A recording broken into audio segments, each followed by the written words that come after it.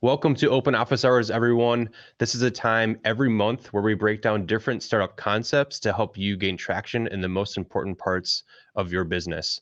And today we're going to be talking about financial models for your startup. My name is Jacob Miller. I'm the marketing and brand manager here at Headway. I help put on events like this to help founders, designers, developers, all sorts of folks, even product people, as we share things that we're learning, frameworks, mindsets around launching and growing new products and launching startups. So with that, I'm going to hand it over to Andrew and Ryan so they can introduce themselves, and then I'll tell you how today's presentation will go. So Ryan. Hey, Jacob, thanks. Welcome, everyone. Super excited to have you and join you today. I run the product team here at Headway and excited to dig into financial models. Andrew, who's Andrew? Yeah, thanks, Ryan. So I'm Andrew, partner and CEO at Headway, and yeah, excited to really dig into here.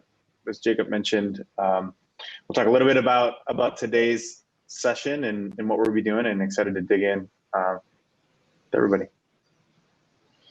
Awesome. Love it. So today we'll get started with a short video that we're going to watch together. It's one we pre-recorded with Ryan where he kind of just does a quick overview of financial models and how it applies to startup ideas or maybe pricing and products and all that kind of stuff. And then, so as we're watching that, be sure to put your questions in the chat so we can be aware of them and then we can answer them after that short little video. And we'll also be going through a little discussion after that, a guided discussion. We have some more slides that we're going to walk through after that initial video. So I'm going to hit play on this video and then we'll regroup on that. So don't forget to add your questions in the chat and we'll see you in a little bit. When launching a new venture, it's important to understand, hey, is this thing going to make money? Is this going to get me to where I want to be from a financial perspective? And the thing to ask yourself is, hey, how big do I want this company to be? Do I want it to be a lifestyle business, just kind of you and services, and hey, it makes you a really good living? Or do you want this to be a scalable company? Is this going to be a $10 million company, 20? Do you want this to be like a $100+ million company? And that matters. Even before you get to that point, you kind of need to ask yourself, is this gonna make me money? Is this gonna be a profitable venture? Could it be a profitable venture? And so what we're gonna explore today is looking at a financial model and looking at how do I look at the business from a financial perspective rather quickly and just check my assumptions. Is there something here? Let's jump into it. There's lots of ways to do financial modeling for a startup. One of the things, especially in products in SaaS or subscription-based companies, the primary metrics are two things: customer acquisition cost and lifetime value. When we put those two together, it's referred to as unit economics. Hey, am I able to make money on each customer? Is each customer profitable?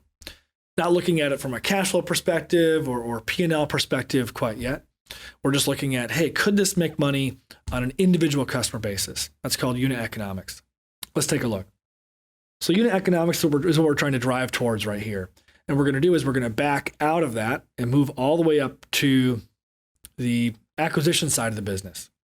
So here we have a bunch of different funnel stages. Step 1, 2, 3, 4, hopefully getting customers to a magic moment where they're really feeling that, hey, this product helps them and they're going to be paying you. So this is just one model. There's lots of different ways to do this, but here's an example. If you're doing paid acquisition, which is typical for more startups, especially early, right? You're not going to be investing in SEO and long game. You're going to be doing quick hits to see what messaging works and how fast you can acquire customers. So with paid ads, you're going to have some kind of acquisition cost. It's going to start high, right? And high is relative depending on who you're targeting, what keywords you're using, a whole bunch of different things. So you put the acquisition cost in there for just a click, right? Just on the paid side.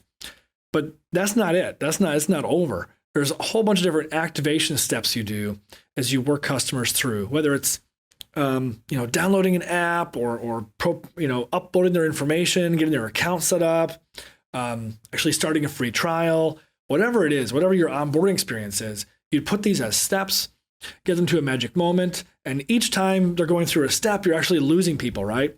Okay, at this step, 80% of the people that are going from at step 2 actually make it to step 3.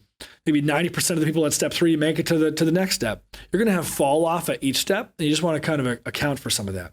Again, these are just assumptions, but you have to start with something, right? What do I think the customer journey is? What are the major inflection points? What do I think, if we're able to get it right, what are the conversion rates across that? What you're doing is you're building a funnel.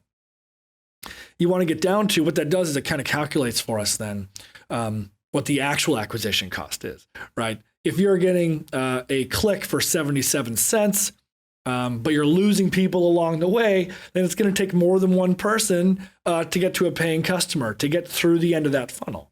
So when you put all those together, with these, in this example, the actual acquisition cost for a paying customer or someone starting a free trial in this case is like almost $6. So you can't just look at your paid ads, you have to look at the full funnel. Next thing to consider is referral. Now, it's a really high bar to get your customers to that magic moment that we talked about up here. It's a really high bar. If you're able to do that, you can also consider, hey, is this something that people would share and talk about? Is this something they would share with a friend? That would really help your acquisition cost as well. But there's a big assumption here. I'd be pretty conservative up front about what you think would actually happen. The goal would be for someone to share. The average user shares with one other person. It's probably more like 0.25 people. 1 in every 4 persons maybe going to share. And then the people that actually see that, are they going to download? Are they going to start engaging in your funnel? You can put those two together, and what it'll do is it'll reduce your acquisition cost, right? So from $5.94, almost $6, closer, getting closer to $5. So that referral actually decreases your acquisition cost. Again, these are just assumptions, right? And I'd be really conservative up front, especially with referral, because the viral component is actually very hard to achieve. The next thing to look at is retention, right? How long are people staying? In SaaS products, we often measure that in number of months. So maybe they stay for 6 months. And then again, this is a bell curve, right? It's a bell curve. And what you're going for is the average. Of course, you're going to have people stay longer. You're going to have a lot of people that stay shorter. So put in what you think the average, this is again an assumption, is going to be for the retention. And then next is revenue. So from a revenue perspective, if it's a subscription product, how much are they paying? Is that monthly? How much are they paying per year? And when you put those two together, you kind of get your lifetime for that customer. So if it's $49 a month, 6 months, it's $299 is the lifetime value. If you have any other potential revenue streams, you can put that in here too, get the total revenue per customer. When you put that all together, it brings us right down to where we started, which is unit economics. So again, we want to look at, hey, what's the customer lifetime for this customer? What's the acquisition cost for this customer? Put those two together and we get a ratio. We can talk more about that another time. And that brings us down to customer lifetime value. So how much might we be able to make on a per customer basis? Now, this sets us up well to kind of understand, could we maybe, if these assumptions are true, could we make money on a per customer basis, customer lifetime value? If we are, then we can move forward into other things like market sizing. What's the market cap based on how many potential customers are out there, our reach, how many we can actually acquire through these channels. That gives us kind of a market cap. And the other thing to look at is a P&L or income statement, which points us to like a break-even point based on how much we have to spend to get there, what kind of investment would be required. There's lots of different ways to do this. This is an example. What you want to do is kind of model out the business rather quickly, not spend too much time on it, but just kind of get some gut check assumptions. Hey, if we're able to accomplish this, if this journey were to exist, we were able to get people through here at this cost, and if they were willing to pay and subscribe. Again, there's lots of assumptions in here all the way, but if we were able to do that, would we or could we be profitable on an individual customer basis at the unit economics level? And then you can look at scaling it up from a break even, scaling it up from a market sizing, looking at costing, how long would it take and how much it would take to get there. But it also sets you up for assumption testing out in the market, right? Can you actually acquire customers for that amount? Will customers actually move through the funnel like you think? And as customers start to move through, then you can update your model to reflect reality and see. All right, awesome. Great little presentation from Ryan. That's actually part of our Startup Foundation series, which is available on our website at headway.io. I'll put a link in the chat there. But next, we're going to have Ryan kind of share a couple more thoughts around financial models and startups, and continue the discussion. And remember, if you have any questions, please put them in the chat and we'll do our best to answer them. If you want to actually join us on the call here, we can actually send you a link and we can unpack something together with you. If you feel like your question's too big to put in the chat, we can do that as well. So I'll hand it off to Ryan and we can go ahead. So let's talk about financial models. In my mind, there are 4 questions that we're really trying to get at. And depending on what questions you're trying to answer, we're going to use different tools, right? Kind of like I mentioned in the video, there's not one financial model to rule them all. There's different subsets, there's different types of financial models that will pull in depending on what questions we're trying to answer. So let's walk through some of the most common questions that you might be thinking about and see if this prompts anything for you. And again, feel free to put anything in chat along the way here. So number 1 is business viability. These are all real questions, but the question here first I would say is like, what should our revenue model be? What's our pricing model? How are we going to charge? Is it based on per transaction? Is it per month? Are there different pricing tiers? Is there a premium? There's lots of ways to do this, but it's really important to think about, hey, how am I actually going to get paid? And we find a lot of entrepreneurs kind of floating at that 20 or 30,000 foot level, and it's so exciting to live in your imagination about what this thing could be, and it's going to be amazing, right? But what we need you to do is land the plane. You need to bring it down from this high level vision of this is going to be so many things, we're going to make money so many different ways, to let's actually bring it into reality, pull it into a spreadsheet, and actually write down, hey, how are we really going to get paid? So what should our revenue model be? And what will it take to be profitable per customer? You saw in the video, and we'll show you some more examples today. The question here is, can I make money on a per customer basis? That's called unit economics. So that's question 1. Is how are we going to get paid for one customer, and can we be profitable for one customer? That's a viability question. Question type 2 would be market opportunity. Is the market big enough? We see this all the time where entrepreneurs are chasing opportunities that are actually pretty small. And there's a line there to be drawn between too small and getting into a niche market. And how big do you want the business to become? And is where you're entering the market actually going to open up that bigger opportunity for you? And again, we also find that people they have a really hard time niching down into a specific segment enough where they can actually speak right to their customer and get really targeted. It's really important. But we do see this challenge where the market is actually too small, and they have to think of a different approach. And we challenge our clients all the time: who's your target customer, and do we have to pivot? And market size is a really good gut check to know if there's enough room here. 3 is investment capital. Hey, how much money do I need to raise? We hear this all the time. How much money do I have to raise for my startup? This is really a cash management, cash flow kind of question. How you spend the money. If you raise, $500, $1 million, how are you going to spend it? Where does that money go? How does that get allocated? And how much runway do you actually have at your current burn rate, right? How do you manage your burn? These are investment capital kind of questions. When's the right time to hire? When's the right time to outsource? How fast can we realistically grow? And we'll talk in a little bit about, and Andrew will talk a little bit about, your cost hypothesis versus your growth hypothesis. And those two together become an income statement. And type 4 that we're not going to actually cover today is really about retention. It's for later stage companies that are really on the product market fit and almost growth stage. It's, hey, are we at product market fit? How do I know if I'm there? Are we ready to actually scale? Should I go raise a growth round, right? Those are retention type questions. And depending on kind of the questions you're trying to answer, there's different tools. There's different tools we can pull in. depending on what you're trying to answer. So if you're going after the business viability questions, hey, what should our revenue model be? How are we going to get paid? What's our acquisition cost? Are we going to be profitable? We're going to use something called unit economics for that. We're going to be doing market sizing, and there's a couple ways to do market sizing that's important to talk about as well, to gauge the market opportunity. And then 3, for the investment capital, talk about cash flow and cash management. We're going to be using a profit and loss statement, also called an income statement.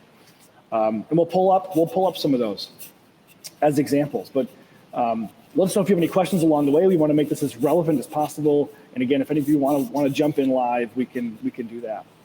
So let's get started. Let's talk about business viability. It's kind of what we talked about in the video, but we'll touch on it again. Maybe show you a couple different examples on unit economics. So here's the spreadsheet that you saw there in the video. And we're happy to plug in real numbers here along the way, but the idea is that you're going to have to acquire these different stages of the funnel. There's an acquisition stage, and depending if you're B2B or B2C, it's going to be different, right? If you're going to be B2B, you might actually have a sales team. You might be doing outbound, right? You might have SDR actually, trying to get someone to meet with you. Or you might be doing inbound. You might be doing more paid media for sure with B2C. It'd be that route. But there's always a cost associated with acquiring customers, or leads, I should say. They're not customers yet, they're leads. And then you're going to pull them into this next stage of the funnel, which is activation. And along these steps, you want to get someone to experience the value of your product extremely fast and soon. But there's still going to be these steps, whether it's signing up for a free trial.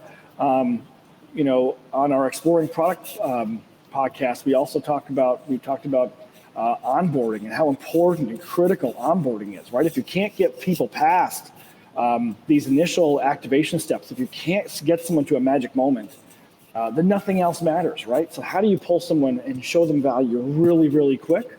Some of the examples of that are like Calendly. If you use Calendly for your calendar, there's a great example where some of the very first steps in the Calendly experience is for you to book a meeting with yourself, right? That's an example of like, hey, how do I make those activation steps super short, so we're not introducing all this other anxiety about what will the experience be for someone else who I'm booking a meeting with, right? I don't want them to have a bad experience, but booking it with yourself actually becomes this magic moment where I see how this works, right? There's other examples as well.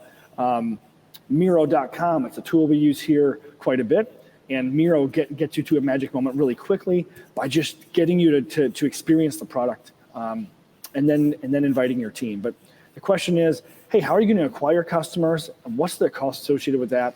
What are your key activation steps? And how do you shorten that up to get people to experience value really quickly, get them to a magic moment, and then actually try to sell them, convert to a paying customer?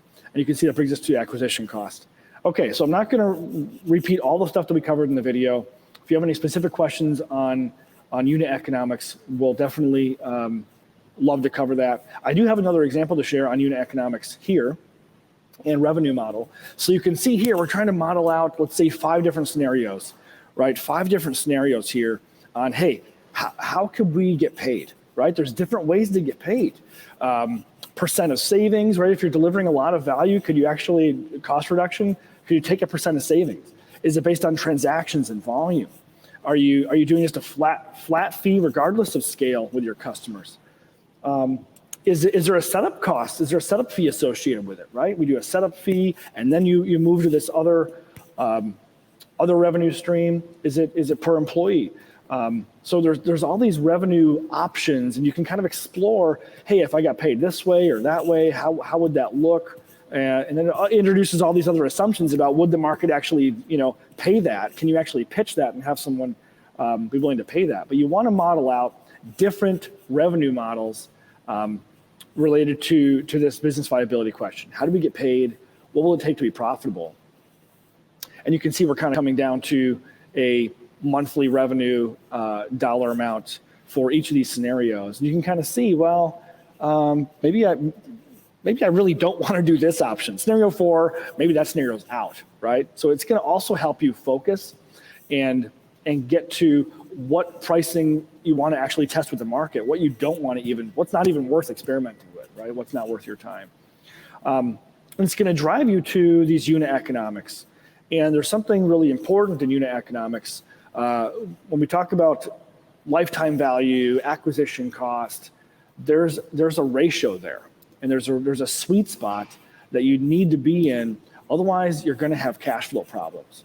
So when we put LTV and CAC together, there's a minimum ratio that you need to be at. I'm talking for like subscription type models. You need to be there. There's 2 criteria you need to meet in a subscription type business. One, you need to have a LTV ratio of at least 3 to 1, right? So you need to make $3. You need to have a lifetime value of $3 for every $1 it costs you on the acquisition side. If you don't, that means, because what's happening is when you're acquiring a customer, you're actually losing money, right? You're spending money, you're going down.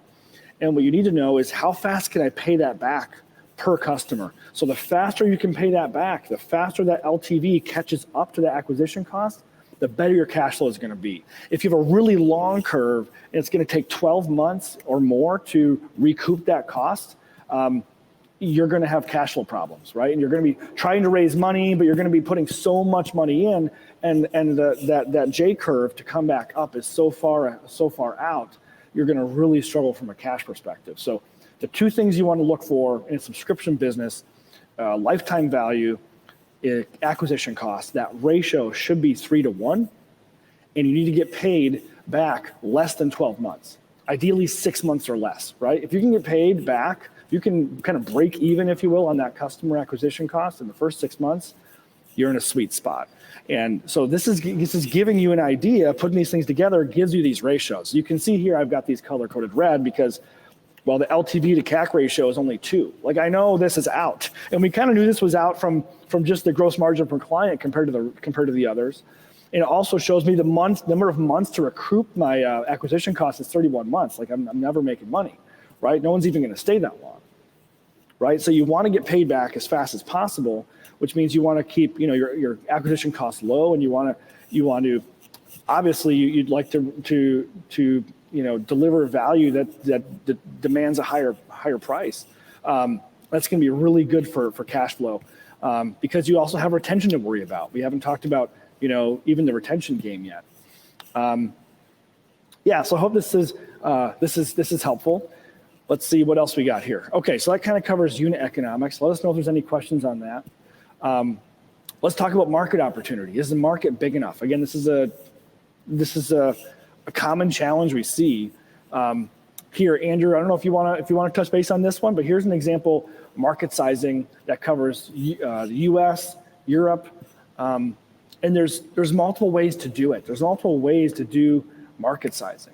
But Andrew, I'll let you talk on this first. Can you hear me all right, Ryan? Yep, great. If you go back to like that first financial model, I just wanted to make one point. The first one. The first thing, we've talked about a lot, and you can see funnel stage, is that like getting a customer isn't just a conversion event, right? Especially in SaaS, where you have, free trials, potentially you have some sort of freemium model. You have this funnel of opportunity that warms someone up from, hey, who is this brand? Who is this product? Like, what do they stand for? Can they help me? And really communicating that value down to those steps of that magic moment. And so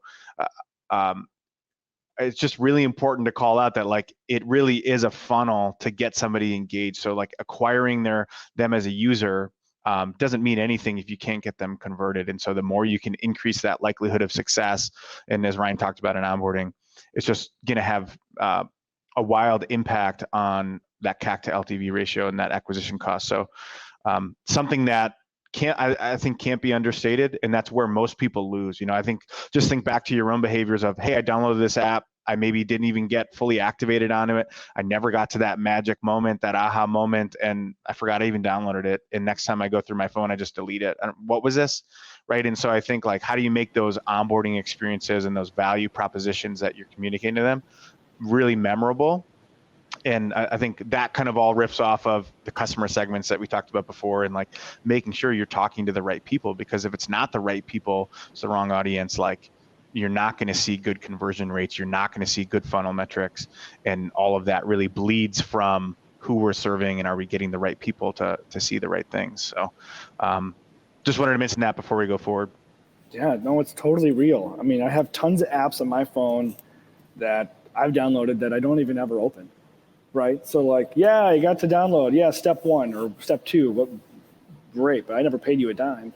And I can just think about how many websites you go to where you're like, well, this is interesting. I'm kind of curious on what they're doing. And I'll just put my email in. I'll get in.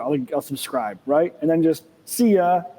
And, we hear people all the time saying, oh, I have, 500 people sign up on my list. This is going to be great. Yeah. But they haven't paid anything. Like they're just up here on step 1, right? And you're not to revenue yet. We see a lot of people making, decisions based on low amount of what we call currency, right? Like, question is what level of currency are they going to give you? Them giving you your credit card, their credit card number, is a lot different than them giving you your email, right? So absolutely cannot be understated that this is where most companies fail, is they get excited about, oh yeah, we got so many people visiting our site. They get into these vanity metrics that are higher up in the funnel, but they're not actually getting people down. And that really is where we try to help a lot of startups, is get to a value proposition that resonates, get to experimentation and figure out how do we pivot really quickly and learn what people are actually willing to get out their credit card for. Yeah, I think a great example. I'm not sure if you've tried it, Ryan, but obviously as COVID came to market, Clubhouse was all the rage, right? Where you could have these on-demand podcast-like experiences that aren't recorded, but they acquired customers like crazy and got to like $100 million valuation. I think $100 million investment, something really, really substantial. And I ran a poll a couple of weeks ago just to ask people, like, when's the last time you logged into Clubhouse? Because everyone had tried it, but nobody had been back in months in like the past year. And so it was really interesting to like think about the problems that they're having where activation, isn't considered when someone activates their account. Like activation is really getting to this magic moment where they come back to a second show or a third show or get ingrained with someone. Like there's all these dynamics that are beyond someone just creating an account that is getting to that value. That's like, okay, now when I think of Clubhouse, I think of this value I received or this opportunity that I have to like go and get more of that. And it's just apparent that a lot of people they were acquired, their interest was acquired, they were intrigued by the buzz and everything going on, but it never delivered them personal value, so they never went back to it. And I think like that's the challenge that we have to try and solve, and the friction in the process is, as Clubhouse and all these other tools and as you're entering the market, you have all these other options that people have. How do you stand out and differentiate not only your product and offering in the business, but that experience to pull them through to get them to that magic moment? And you hear this a lot referenced as like aha moment, and the moment of clarity where somebody just aligns, like the value prop aligns, and people really get it. So I think just trying to pick apart that experience, and the only way that I've feel like is valuable is to do or like valuable enough to get those insights is to understand someone's perspective on it. Like, yeah, this, these conversion rates that Ryan has in here, it tells you what people are doing, but it's so important for you to go to people and have conversations, understand why they're onboarding, what they're doing, and understand like, why do they perceive it that way? Like, what are the things about it that make them interested or disinterested? And how do you accentuate those as you go? And I think like that's where combining product strategy and design and UX, where you're getting the qualitative of how they're feeling, what they're thinking, their anxieties, and then the quantitative of what they're doing through the funnel to actually solve these problems and get them from step 1 through step 5. So really, really important there. Yeah, we often find that it's real easy to get excited about your idea, to tell people about it, to create a pitch deck and create, get in Excel and do all these fun things and see big numbers in Excel. I think that's part of the fallacy here, is that this is just a gut check. Really, what's behind these numbers? Why is this actually happening?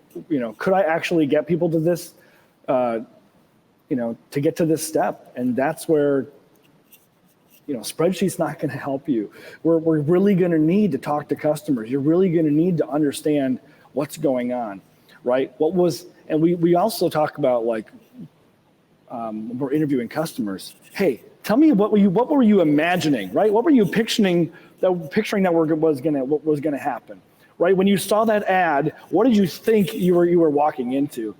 Oh, and it turns out they thought they were going to end up somewhere, and then they saw your site and it's totally different than what they expected, and they're like, no, this isn't for me, right? So, like, are we even creating the right impressions, the right imagined experiences along the way to get people to buy in? Are we answering the right questions?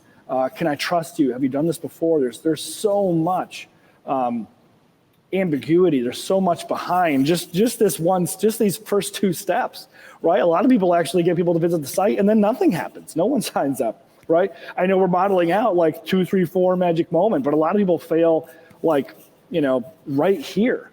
And there's so much discovery work that needs to go on. So, yes, create a financial model real quickly. We call it a napkin model on purpose. And the reason we're using that kind of term is to force you to be scrappy about it and not spend days and weeks kind of like perfecting this artificial thing. Like, do the exercise, get some numbers in here, get a gut feel. What do you think that experience is? Boom. And then you got to it's a napkin, because you can throw it away and actually get out into the market, get out of the building and get real with customers. That's what you're going to have to do to be successful. So I do have some other stuff that that we can be sharing. I can keep going.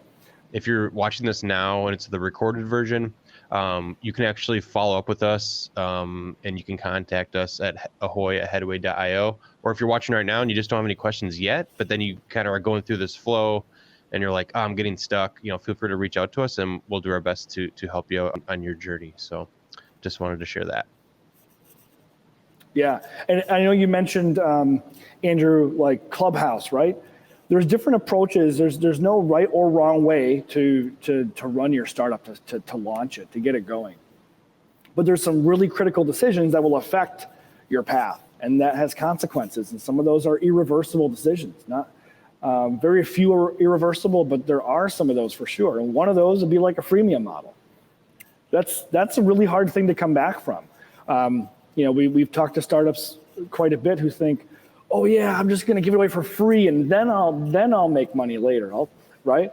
And that's a really hard thing, because if you're delivering value now, you can get paid for that, or you can try to give something away for free, but then the bar becomes so much higher for you to deliver more value than what you're already giving, right? So it really becomes how much of that, how do we grow? There's a ton of work in thinking through those things, but you can also test that with the market. Would people actually pay for this? And especially if you're B2B, we would suggest, freemium's probably not a fit. It often isn't, but sometimes it is. So, but you can do those scenarios here, and what you see is I just have one, but if I can unhide these, we encourage you to run a couple. Hey, if this happens, then that would put me here. If that happens, then that would put me there. But again, this is a napkin model for you to do it and then get out of the building, right? Because what this helps you form is assumptions that you can actually go test. You can go test, hey, can I acquire someone for 77 cents, right? That's an assumption. You can see here, I'm already kind of, well, if I could get it down to 50 cents, what would that mean? And it gives you a gut check for what channels are gonna work, and you would know based on my pricing, based on what my assumptions, how long they're going to stay, what channels will and won't work right away. So you can use this to inform how you run your experiments and what assumptions you need to go validate. And then as you're making progress, as you're actually acquiring customers, as you're getting to do that step 1 and maybe step 2 in your activation funnel, you can update this and see how it impacts your model. right? That's a really important thing to keep doing. So we covered unit economics. Let's cover market sizing. So this is an example that, there's no right or wrong way to do market sizing. In my mind, there's two big ways to do it, and they're different. One is a top-down model, and the other one is a bottoms-up. And top-down is really using like these, other tertiary sources to kind of, I'm gonna use a Gartner report or Forrester report or whatever to kind of, number of companies out there in this, industry or whatever. That's top down. And often the problem with top down is that you're going to overestimate the size. The other way to do it is bottoms up. And it's really one way that we like to think about things because it gets really real, right? Like, can I actually find my first 100 prospects? Where would you find those? You get into channels right away. You get into acquisition costs right away. You get into all those real things in a bottoms up model. Andrew, anything else you wanted to mention on this? No, I don't think so. I think in that bottoms up model, like what we found to be most helpful is not everyone, especially when you're introducing something new, is going to be an early adopter. And so I think like in these interviews, as we target people and as we build lists and have conversations, figuring out like what contexts add up to somebody that would purchase as we craft an offer, and like trying to understand how do we pare down this large market data into actual behavior of, hey, and I guess trying to draw out the patterns of those that move forward or take you up on a specific offer and actually purchase, pre-launch. Like, how do we understand the context so that we can further carve out the market of say, hey, initially this is our addressable market and this is what we're going for, and they have these characteristics. And it's not always true from a characteristic standpoint, when you think about personas, but when you think about context, like that kind of pulls out some of the jobs. And if people aren't trying to succeed along that context or in that job, then they're probably not an early customer, right? That's probably someone we could serve later or at least carve out and not try to target initially. So I think like as we're doing market sizing, it usually is trying to get real of, hey, of the conversations we've had of people that meet this, what are those, sub-contexts or contexts that help give us more clarity around who our early users might be. So that'd be the only thing.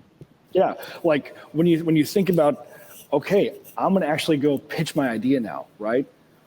Who am I actually going to go pitch to? It gets really real and it forces you to actually make decisions on who your target customer segment is and isn't. And right there, that's going to impact your market size. It's going to impact your messaging. It's going to impact your pricing, like all those things. So that's why we always start with the customer, always start with the market, and everything else is going to follow, right? Because if you start with the market, this segment versus that segment, they're going to be different. And you're going to build a different value proposition. You're going to have different pricing. You're going to build a different product. You're going to have a different financial model depending on who you're going after. And so the bottoms up forces you to do that. So as an example, if you're a B2B startup and you're trying to build a prospect list, right? You might be in like LinkedIn, Sales Navigator. You might know a couple companies or know some contacts. You do a LinkedIn search and you look at them and you're like, no, not them. And then you have to ask yourself, why not them, right? But these would be a great first prospect. I'd love to talk to them. That really helps you. The bottoms up really helps you clarify who's your ideal customer profile, who that target customer segment really is, because the top-down approach, again, Andrew, we mentioned this at the beginning, was like people, entrepreneurs, they want to keep their options open, right? We hate to like close doors, if you will. And top down allows you to do that. Oh, there's like, a billion people that would want this thing. But we need to land the plane. And the top down model of actually building a prospect list, seriously, we would challenge you to go build a list right now of the 100 top prospects you'd love to go sell to. And that right there will be the impetus for everything else you do. Okay, what's their life like? How are you going to pitch to them? What are they struggling with? What are they trying to achieve? How how would life be different with your product in their life, right? And that leads you right into value, that leads you right into pricing, that leads you right into unit economics. It's the source of everything. So we really believe that a bottoms-up model, starting with a prospect list, it's a great way to do it. Again, that's mostly B2B, but also for B2C, like, who would you actually, if you were to go sell this yourself and find people, even do outbound, B2C outbound, whether it's through Twitter or something, who would you want to be targeting and how would you talk about that? So that's market sizing. I think the last thing we want to talk about is the investment capital piece. And again, this investment capital piece doesn't matter unless you've solved, you've proven that, hey, customers are willing to really, there's really an opportunity here. The market is worth going after. And I know who I target. I've actually got letters in hand, even checks in hand that people want to buy this thing. Not just emails. I mean, that's one thing. We'd love to get your currency even higher so that you have more evidence, a stronger case to bring to your investors to do that raise. Well, let's talk a little bit about the investment capital side. That we're not really focused on raising capital in today's topic, but we do want to talk about, hey, from a financial modeling standpoint, what are some different ways to do it? The tool we're going to use to answer these questions, like, hey, how much money do I need to raise, and how will I spend that? How much, what's the runway I need? When's the right time to hire? Those kinds of questions. How fast could we actually grow? We're going to do that in a profit and loss P&L.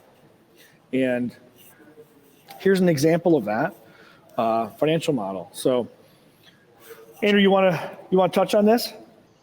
Yeah, from a financial model standpoint, obviously, you kind of have your main aspects: revenue, operating costs, which include, personnel, include your spending. If you scroll down a little bit, ultimately getting to your profit and loss, you're basically trying to understand when does our income break even with our outcome, and that gives you an idea of runway, gives you an idea of initial funding you might need. So a lot of times we recommend usually around, I would say sometimes as little as 12 months, but usually up to 18 months as you're doing, some seed round planning where you're trying to get investment that's going to cover your expenses for that amount of time, so you can learn with the market, you can increase, your revenue and acquisition costs and those sorts of things.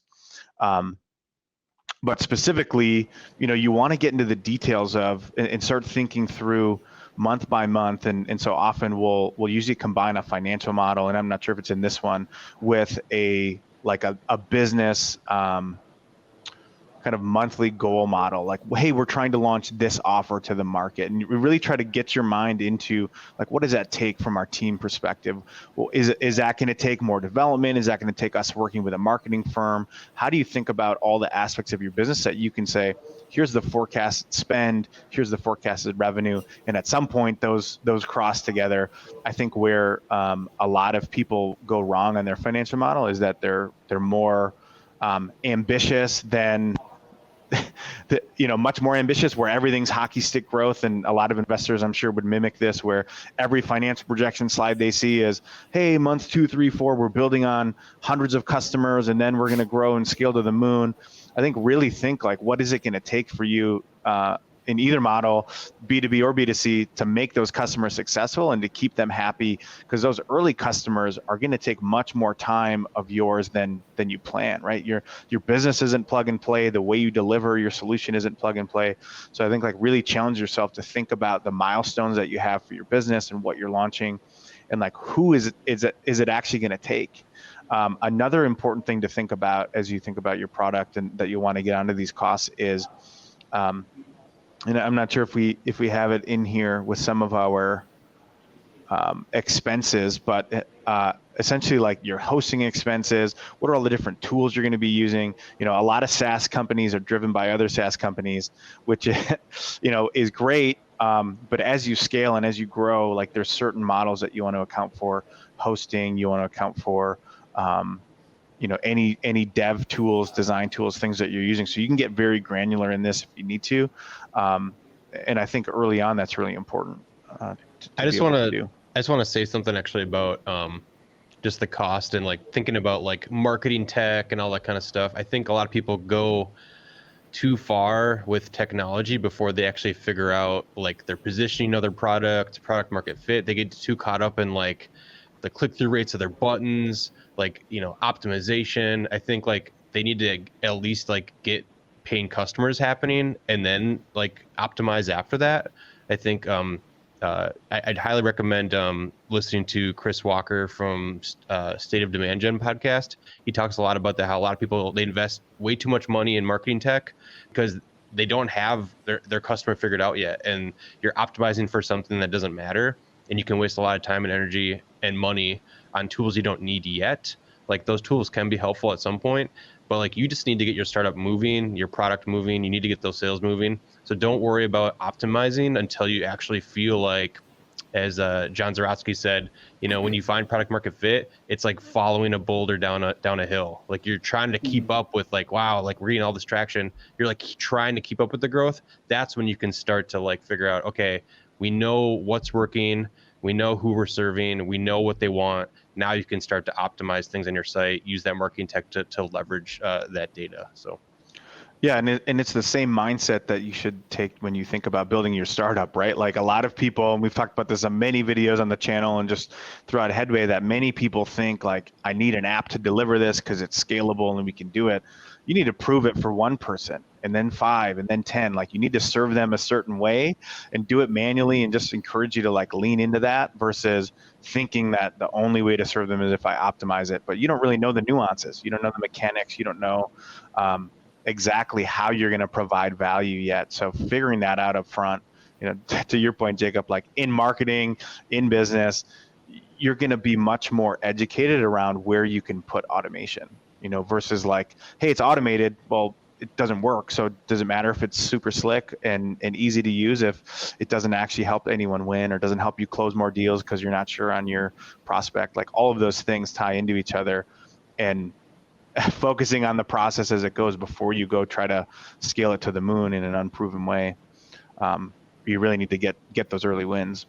Yeah, and I would also challenge everyone that's listening to not just, when you think about marketing channels, like such as Facebook, Google search ads, so cost per click type stuff, even Twitter ads, Instagram ads, all those different places. I would also encourage you to be more non-traditional with where you're acquiring your customers. Think about find like newsletters that your target customers or your ideal customers are reading and they're engaging with. Find, you could, the word that a lot of people use is influencers, but don't think about it that way. Find people that your ideal customers are listening to and engage with online, and reach out to those people, those like thought leaders, and just say, hey, we have a new product. We'd love to serve it to your audience. But make sure that when you're having that conversation, you're providing value to that, influencer or that thought leader, and making, even like work alongside them and say, hey, I'm actually working on this product. Like, what are your thoughts on it? And like, maybe you get some insights there. But the idea is like, try to, non-traditional channels can be way more affordable and way more effective. Because if you're spending all these ads, ad spend on Facebook ads, Instagram, Twitter, wherever, or LinkedIn, and it's not working yet, like I would pull back and just rethink like channel as in like the places that people are hanging out, not just social platforms. So Totally. I think to Andrew's point about a common flaw we see is that you get too aggressive. It's really easy to be in here again and play with Excel and tweak these numbers and see, big numbers. I want to see big numbers, right? The truth is, it usually takes twice as long as you think it will, and you need to allow yourself some of that buffer space, so you're not taking on costs too early. You're not anticipating this crazy growth too early. So you can see kind of like estimated number of new customers, and is this realistic or not, right? And then you can see kind of how the expenses over time increases to support those new customers coming on. So you're modeling revenue, you're modeling operating costs, but you want to try to be slim about it. And this is another similar one where you're doing same thing, revenue, like how many new sales am I bringing on? You can see like in this example, we're assuming none. We're assuming we're actually not bringing any new customers on for the first 5 months. We're trying to figure it out and actually making conservative assumptions. Hey, we're just in this stage, we're just pitching to customers, right? And then once we get them on, then we start bringing them on, and then we go into actual building a real product. And kind of just, I want you to be conservative about what your growth expectations actually are, because you're setting expectations for the investors, anyone that you're pitching to. And yes, you want them to be excited. You want to be excited about it, but don't put yourself in a bad spot by modeling something that's just too aggressive. Andrew, anything else you think we should hit on in this session?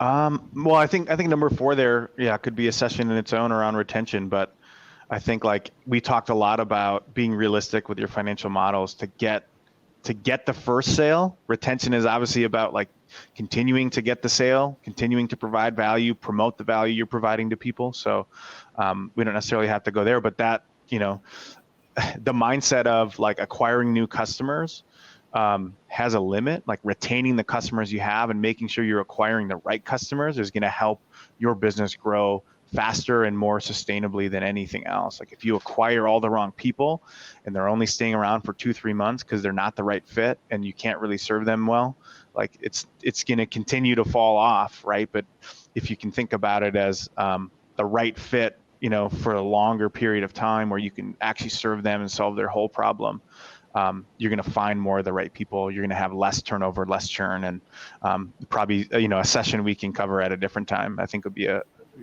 great thing to go in depth a little bit. For sure. Yeah. Yep. Yeah. The retention piece is something that we do, later when you've got, when you've really got customers buying, and you're really now trying to like, work on, how do I improve my retention every month? How do I make next month even better retention, right? And really trying to understand, not customers who are about to buy. It's less of a sales game then. It's more of a, how do I keep them engaged? How do I keep them coming back?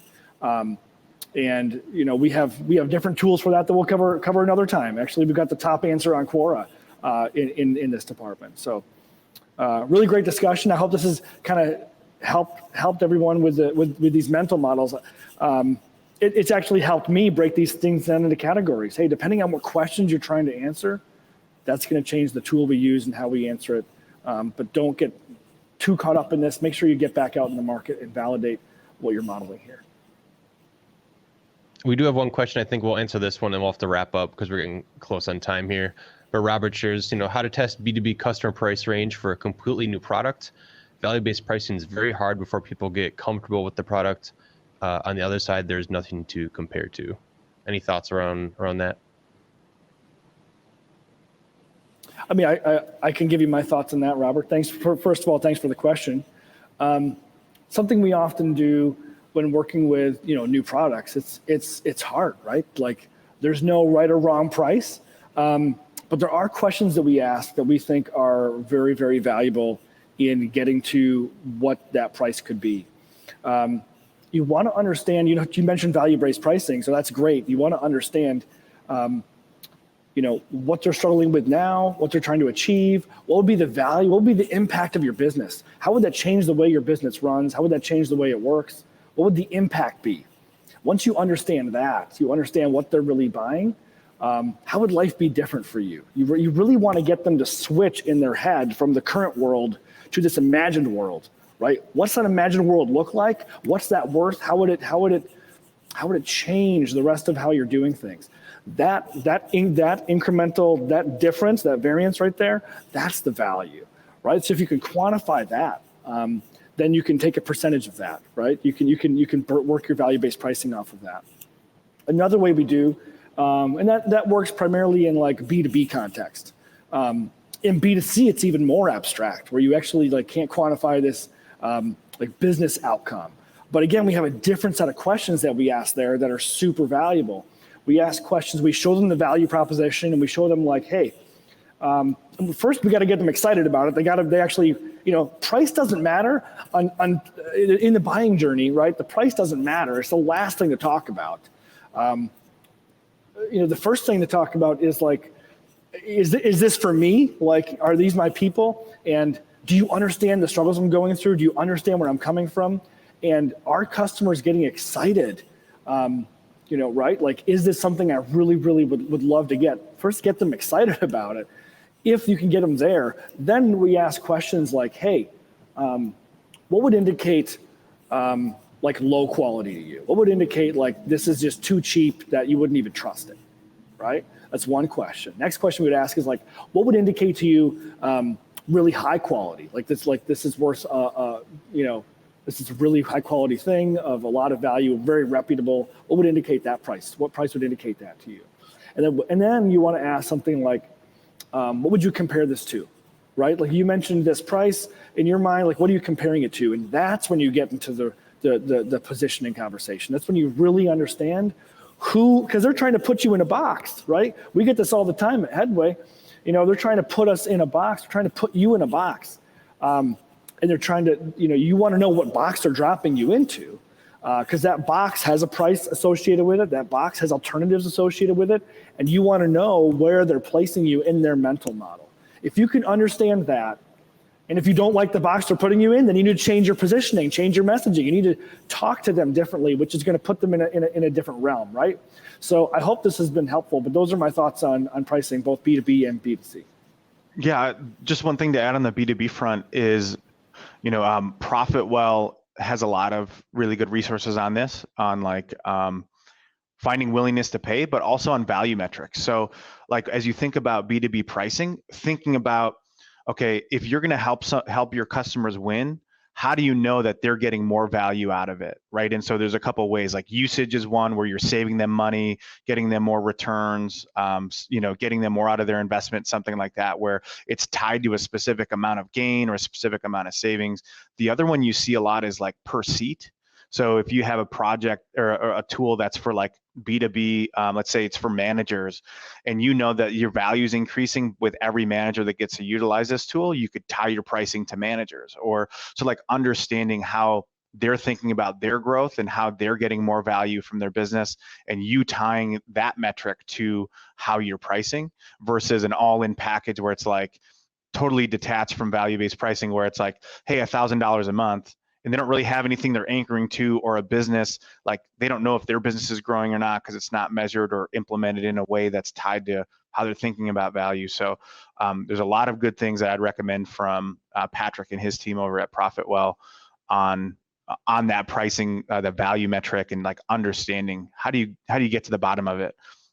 Obviously, in many things that we talk about pricing and we talk about serving people, is like understanding their context and how they think about it. So always we'll come back to that, but hopefully that was helpful, Robert. Yeah, awesome. Well, I'm going to just share a couple of things before we wrap up. Thanks, Ryan and Andrew, for everything today. It was, I think, a lot of great insights here. If you're looking for more content like this one that we shared today, we actually have a whole video series about things like this. Like we're actually going to be talking again next month about one of these videos. So financial models, customer research methods, rapid prototyping, like all the kind of basics that come into play when, bringing a startup idea to life, and what that looks like from the business side, from execution, building a product. What does that all look like, from the beginning to the end, and how that is also a continuous journey. So I have a link in the chat there for Startup Foundations. We also have another series that's more focused on your mindset, and it's called Startup or Founders Mindset. So if you go to headway.io/founders mindset, you can find that as well. And again, if you have any questions from today's video or anything maybe related to your startup, you can contact us at ahoy@headway.io. But yeah, I think that's it. We can wrap things up. Thanks again, Andrew and Ryan, for sharing all your wisdom today and experiences. And thanks everyone for showing up today and tuning in, and Robert for your question. We look forward to connecting with everyone again, same time next month. We'll be talking about customer research methods and, what questions do you ask? Why do you ask those questions?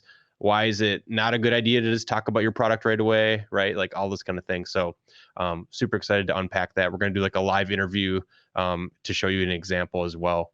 So hopefully everyone has a great week. If you need anything, feel free to reach out. Otherwise, take care and have a great day.